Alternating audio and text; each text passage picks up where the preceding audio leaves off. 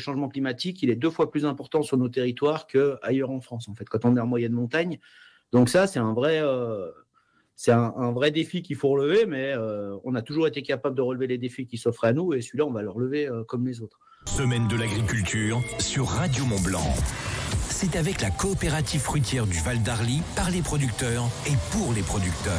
Ah ouais, bien évidemment, pour remettre un peu au centre du débat et surtout mettre aussi en lumière notre territoire, son agriculture, son terroir, ses éleveurs, son savoir-faire, la relève de ce métier aussi. On a beaucoup parlé de transmission. Pour conclure cette semaine avec tous les invités que l'on a eu cette semaine, Audrey, on s'est dit qu'on allait donc inviter, tout simplement, le président de la Chambre d'agriculture des Deux-Savoies. Il s'appelle Cédric Laboret et il est notre invité pour cette dernière demi-heure. Bonjour Monsieur Laboret. Bonjour. Bonjour Monsieur Laboret. Bon. Alors c'est en ce moment le salon de l'agriculture à Paris. À chaque fois, les Deux-Savoies sont très bien représentés. Il y a les agriculteurs, il y a aussi les ambassadrices, les vaches et autres animaux. Ça représente quoi pour vous ? C'est vraiment un moment important. Le salon de l'agriculture, c'est déjà un focus qui est fait sur l'agriculture pendant environ 3 semaines en fait, parce que il y a la période du salon, puis il y a toute la période un peu avant, puis même un peu après, où globalement, on parle beaucoup d'agriculture. Et puis, nous, ça nous permet d'aller faire connaître nos savoir-faire, notre agriculture, nos produits, un peu à toute la France. Donc, oui, c'est un moment important pour notre agriculture. Il y a un savoir-faire typique des Deux-Savoies ?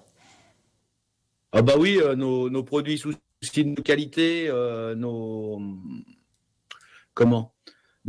savoir-faire fromagers et même nos savoir-faire de production d'une agriculture de montagne qui est quand même spécifique, sur laquelle je pense que si on regarde un peu en arrière, il y a 30 ou 40 ans, il n'y a pas grand monde qui misait dessus en disant globalement ces territoires-là, ils ne serviront pas à nourrir la France et l'agriculture est un peu condamnée. Puis on s'aperçoit que 40 à 50 ans après, grâce au choix aussi des agriculteurs, on a créé une agriculture qui est capable de faire de la valeur, qui est capable de faire vivre des gens sur ce territoire. Donc, elle a des qualités à part entière. Alors, le salon de l'agriculture de Paris, c'est aussi l'occasion pour vous d'interpeller les nombreux politiques qui viennent y faire un tour. Le message principal cette année, pour eux, c'est quoi ? Je pense que le message principal pour eux, c'est de se rappeler que l'agriculture, c'est vraiment une solution. Et que l'agriculture, c'est pas le problème, quoi. Souvent, quand on parle changement climatique, on parle souvent d'agriculture comme étant le problème et un des problèmes face au changement climatique, alors qu'en fait, l'agriculture, c'est vraiment une solution. C'est déjà un des secteurs d'activité qu'il faut absolument garder. Hein. Chacun doit se nourrir quand même tous les jours, et même si certains se nourrissent moins que d'autres, mais enfin, dans la réalité, tout le monde doit se nourrir à un moment ou à un autre. Et puis, en plus, l'agriculture, elle sert de piège à carbone. Elle est capable d'être innovante, d'avoir des solutions, mais cette agriculture, ça veut dire qu'il faut aussi l'accompagner et pas ne faire que l'entraver et l'empêcher d'avancer et d'innover. On a beaucoup parlé de souveraineté alimentaire ces derniers temps, Cédric Laboret, avec justement des craintes pour la suite. Vous, quel est votre constat ? Je suis quelqu'un de nature très optimiste, on va dire. Donc, je pense que globalement, on doit être capable de pouvoir avoir cette souveraineté alimentaire en France, quoi. Après, il faut juste qu'on soit capable d'échanger un peu de façon sereine sur ce qui nous permettra d'être souverain en matière alimentaire. Quand on voit ce qui se passe, par exemple, sur les fruits et légumes, où on se retrouve à nous importer des fruits et des légumes qui, par exemple, viennent du sud de l'Europe, ça pose quand même question. C'est des territoires où, globalement, ça pleut moins que chez nous, le climat est moins favorable que nous, et pourtant, on va importer des légumes de ces territoires-là, parce que nous, en France, on ne laisse pas les moyens aux producteurs de pouvoir les faire. Donc, voilà, ça, c'est des exemples sur lesquels il faut qu'on soit capable de se pencher et de trouver des solutions pour ces producteurs. Alors Cédric Laboret, nous sommes début mars, la sécheresse est déjà là, il y a 5 départements qui sont en alerte, il y a des restrictions qui sont appliquées, la Savoie est en vigilance, j'imagine que ça vous inquiète énormément. Ah ben oui. Enfin, les agriculteurs, ils parlent déjà de la pluie et du beau temps en premier, parce que c'est ce qui fait marcher leurs exploitations, donc bien sûr qu'on est tous inquiets. Après, il faut voir ce qui va se passer. Pour l'instant, on est content, c'est déjà qu'il y ait du froid qui soit revenu, parce que notamment pour les productions végétales, ça va leur éviter que les végétaux partent trop tôt et et du coup d'avoir des gelées qui peuvent complètement arrêter les productions. Et puis après, sur la partie eau, c'est vrai qu'on est très inquiet. Déjà, le fait qu'il n'y ait pas de neige, globalement, les sources, elles vont tarir plus tôt. Ça, pour nous, c'est un vrai souci. Sur nos massifs, ce qui nous permettait de garder de l'eau, majoritairement, c'est le fait qu'elle tombait en neige et que du coup, elle était stockée sur nos territoires sous forme de neige et qu'elle fondait plus doucement. Donc, le manque de neige, il nous fait beaucoup de soucis. Et puis après, c'est vrai qu'on a quand même une sécheresse des sols que les agriculteurs constatent. Ouais, cette période de l'année, normalement, on est sur des sols qui sont... alors en général, et bon, avec le changement climatique, ça sera peut-être plus en général, mais qui normalement est très humide. Et là, on a des sols secs et on peut passer partout dans les prés. C'est vrai que c'est pas tellement de bon augure. Et vous avez, de votre carrière, vous avez mémoire d'une saison qui avait commencé ainsi? Et si oui, quel était le résultat justement au moment de l'été, là où justement la sécheresse est normalement la plus accentuée? Des périodes comme ça sans précipitation, on a battu un record. Mais globalement, on a eu des printemps secs. Mais le problème, c'est qu'en fait, ce qu'on constate, c'est qu'on n'a pas de période humide, en fait. Et notre vrai souci, il est quand même là, quoi. C'est-à-dire qu'on a connu un été hyper chaud et sec, où vraiment, il a été aussi historique sur la sécheresse des sols, voilà. On a eu un peu de pluie jusqu'à fin décembre, mais on ne peut pas dire que non plus on était hyper humide. Et derrière, on recommence à être sec. Et c'est ça qui nous fait beaucoup de soucis.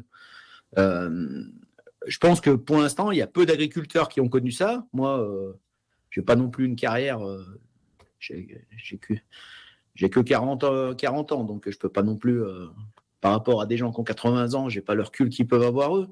Mais ça me fait penser, si on veut un peu schématiser ce changement climatique, moi, je suis sur un alpage où la personne qui était avant moi, aujourd'hui, elle a un peu plus de 80 ans. Ils avaient un trou sur l'alpage où la neige restait dedans un peu tout l'été. Ça faisait de la glace et ils mettaient au frais la crème quand ils faisaient le beurre dedans tout l'été. Et il a connu cette année, au mois de décembre, pas un gramme de neige sur l'alpage. On a pu monter jusqu'au chalet sans qu'il y ait de neige, quoi.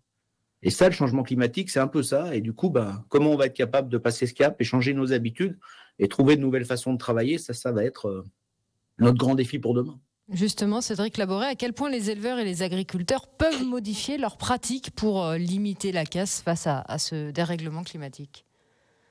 En fait, je pense que déjà, on est beaucoup à avoir changé nos pratiques. C'est-à-dire que si on compare à 2003, qui était un peu notre année un peu référente en termes de sécheresse, je pense qu'aujourd'hui, une année comme 2003, nos agriculteurs, ils sont capables de la passer.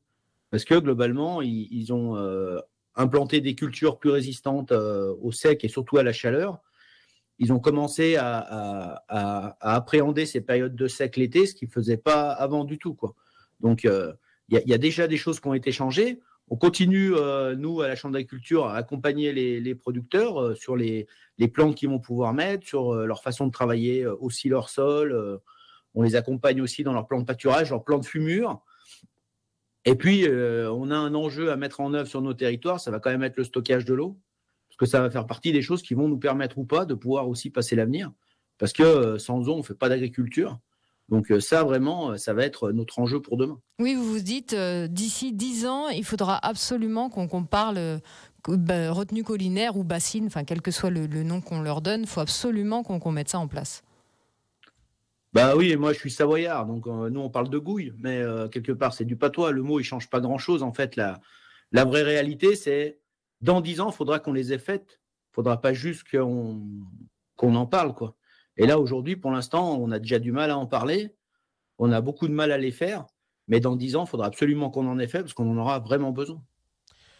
On viendra dans quelques instants à vos côtés, Cédric Laboré. On a des obligations aussi sur Radio Mont-Blanc. Cette semaine, on a donné donc la parole évidemment à notre terroir, à ces métiers qui font aussi la beauté de nos pays de Savoie, avec des reblochons, avec des Beaufort, des fromages de raclette, des tomes, IGP, AOP, soit-elle. Audrey, on continue évidemment notre deuxième partie d'interview aux côtés donc du président de la Chambre d'agriculture des Deux-Savoies pour conclure cette semaine de l'agriculture sur Radio Mont-Blanc avec Cédric Laboré. Alors on parlait avant la pause de la problématique de la sécheresse. Autre problématique actuelle, le prix des énergies et des matières premières qui flambent, double peine pour les exploitations. À quel point ça a un impact dans les Deux-Savoies ? Ah ben, c'est un impact, un poste de charge qui augmente, qui est multiplié sur certaines exploits par 10.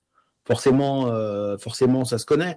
Alors, nous, majoritairement, notre agriculture, elle est moins dépendante des énergies, notamment pour l'élevage, puisque nos animaux, globalement, y pâturent. Ça veut dire qu'on n'amène pas l'alimentation aux animaux.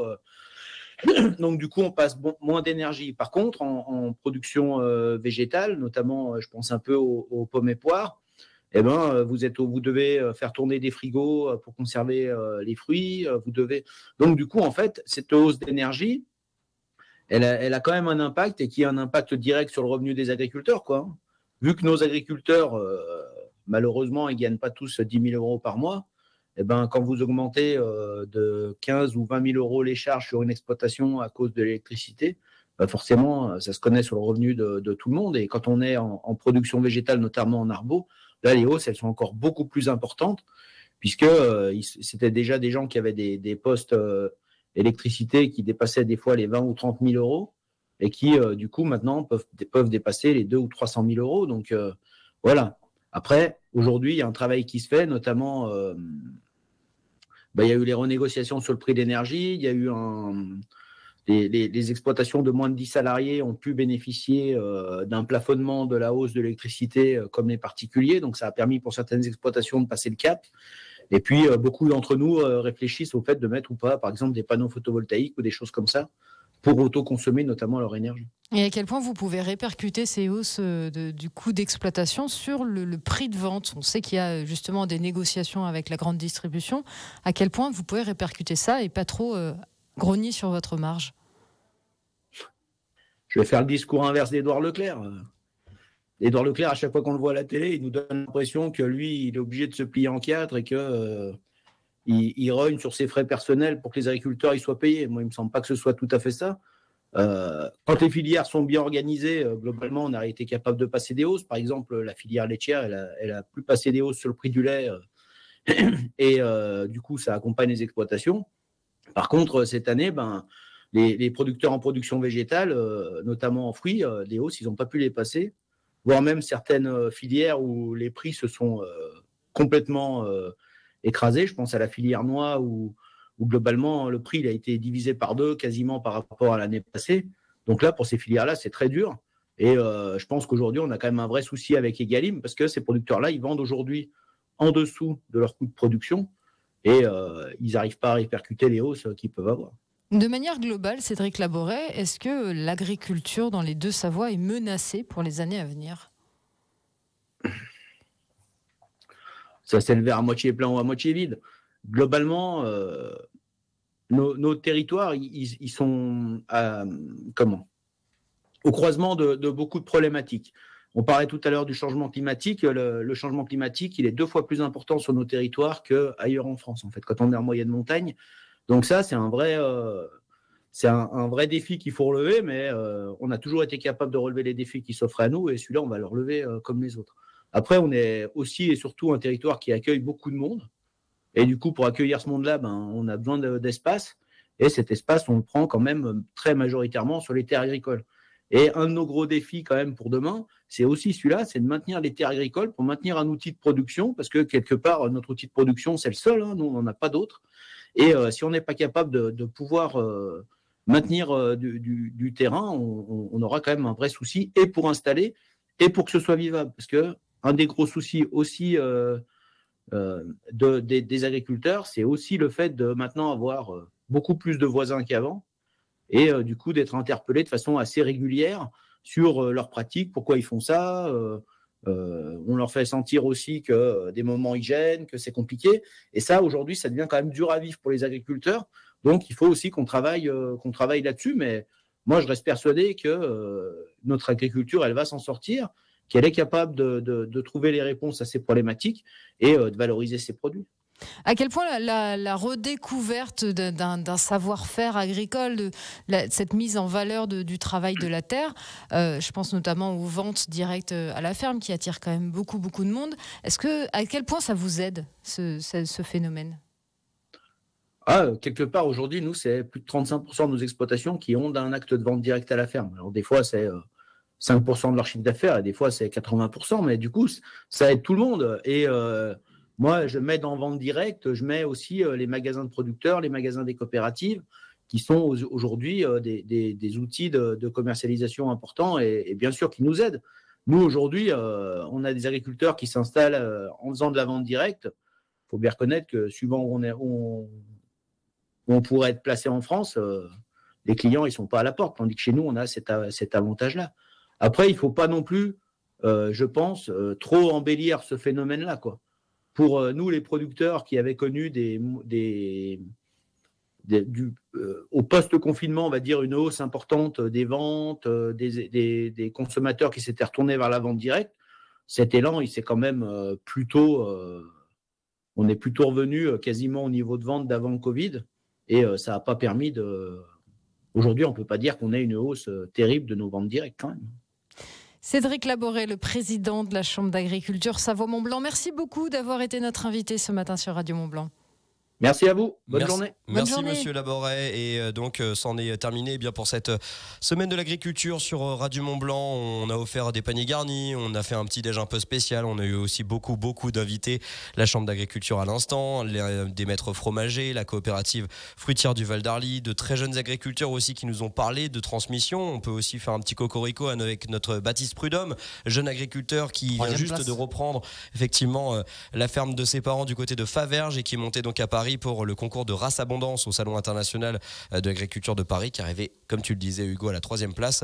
C'était une très belle semaine sur Radio Mont-Blanc et encore une fois, bien sûr, le bon réflexe, et c'est le sens de l'histoire de s'adresser vers le circuit court, vers les producteurs qui font vivre, comme la coopérative par exemple fruitière du Val d'Arly, qui font vivre notre territoire, qui maîtrisent la chaîne à 100%. Lorsque vous déboursez quelques euros pour acheter un fromage AOP, IGP de nos Savoie, c'est rétribuer directement notre agriculture, un savoir-faire local, des emplois et surtout de magnifiques produits finis. 9h29, on va terminer l'émission ici. Sur Radio Mont-Blanc, la semaine de l'agriculture, c'est avec la coopérative fruitière du Val d'Arly.